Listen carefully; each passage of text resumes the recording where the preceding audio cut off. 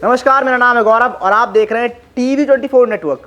बात करेंगे बिहार चुनाव की, बात करेंगे लालू प्रसाद यादव की, बात करेंगे उनकी पत्नी राबड़ी देवी की और बेटे तेजस्वी यादव की। ये पूरा मुद्दा क्या है और क्यों अब एक बार फिर से लालू यादव की आरजेडी चर्चा में है और उनकी पत्नी और साथ ही उनके बेटे सभी चर्चा में वापस लौट आए हैं।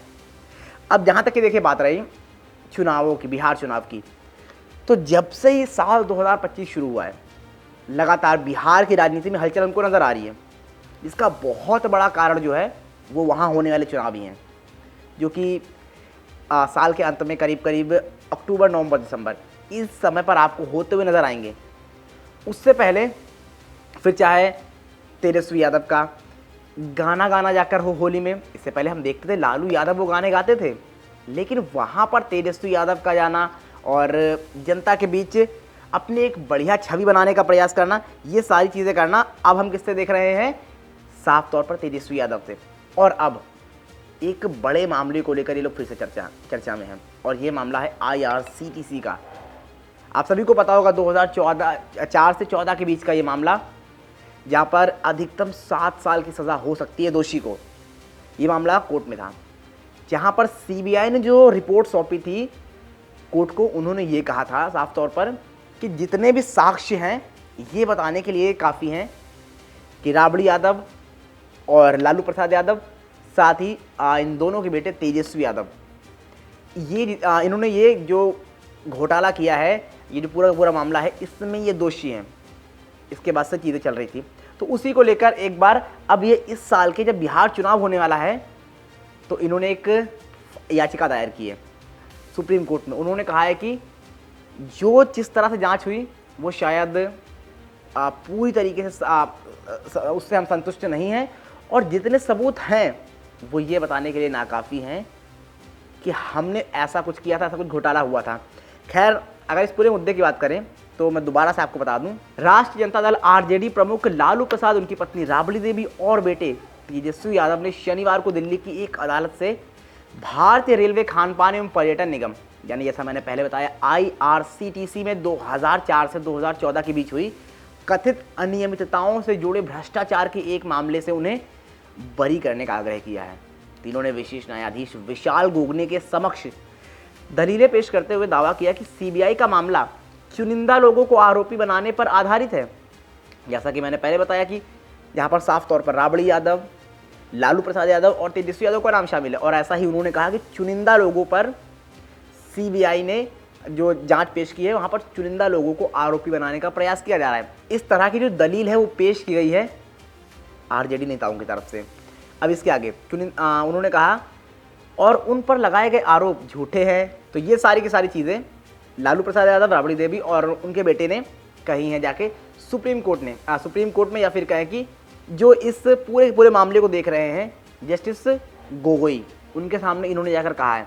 लेकिन अब न्यायाधीश ने क्या कहा है? न्यायाधीश की माने तो A1 से लेकर A4 लालू, राबड़ी, तेजस्वी और लारा प्रोजेक्ट्स LLP तक की आंशिक दलीलें सुनी गई।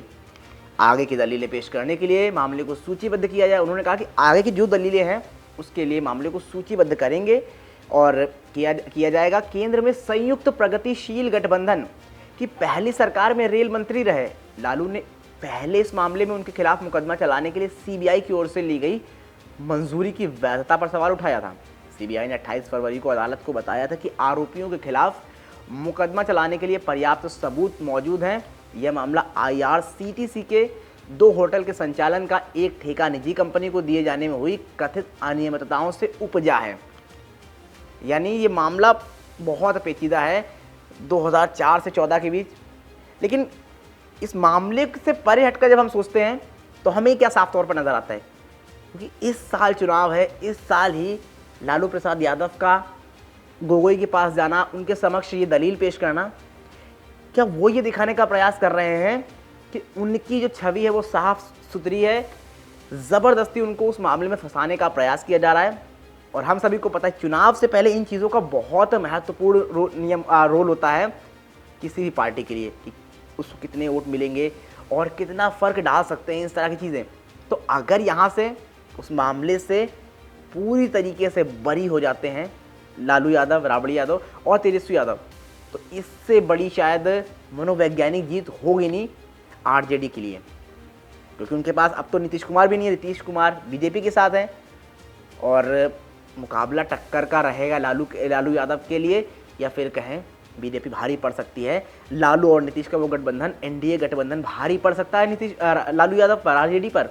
तो उससे पहले इस तरह की चीज़ें शायद बहुत कुछ बड़ा सोच रहे हैं लालू प्रसाद यादव। खैर, अब इस मामले की बात करें, पूरा मामला है क्या, क्या था मामला, तो आपको बताएं कि सीबीआई की ओर से दाखिल आरोप पत्र के मुताबिक 2004 से 14 के बीच एक साजिश रची गई, जिसके तहत पुरी ओडिशा और रांची झारखंड में स्थित भारतीय रेलवे के बीएनआर होटल को पहले आईआरसीटीसी को हस्तांतरित किया गया था। बाद में पटना स्थित सुजाता होटल्स प्राइवेट लिमिटेड को पट्टे पर इनके संचालन और रखरखाव का जिम्मा दे दिया गया था। जांच एजेंसी ने आरोप लगाया है कि निविदा प्रक्रिया में धांधली एवं हेराफेरी की गई और निजी पक्ष सुजाता होटल्स की मदद करने के लिए शर्तों में बदलाव किए गए। आरोप पत्र में आईआरसीटीसी के तत्कालीन समूह महाप्रबंधक वीके अस्थाना और आरके गोयल तथा सुजाता होटल्स के निदेशक एवं चाणक्य होटल के मालिक विजय कोचर और विनय कोचर को भी नामजद किया गया। अब लारा प्रोजेक्ट्स के नाम से जानी जाने वाली डिलाइट मार्केटिंग कंपनी को भी आरोप पत्र में आरोपी के तौर पर शामिल किया गया। तो ये था पूरा का पूरा मामला।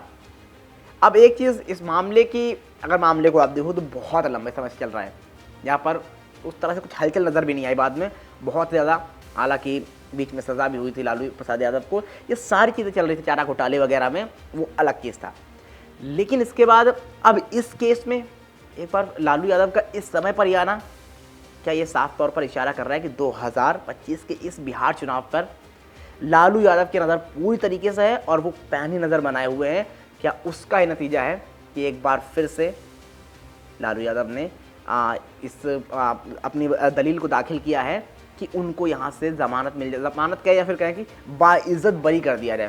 खैर, अब क्या होता है और क्या वाकई में 2025 चुनाव को देखते हुए ये फैसला लिया गया है और ये क्या स्ट्रोक जो है लालू प्रसाद यादव का क्या फेल हो जाता है या एक मास्टर स्ट्रोक साबित होगा अगर उनको यहाँ पर बरी कर दिया जाता है?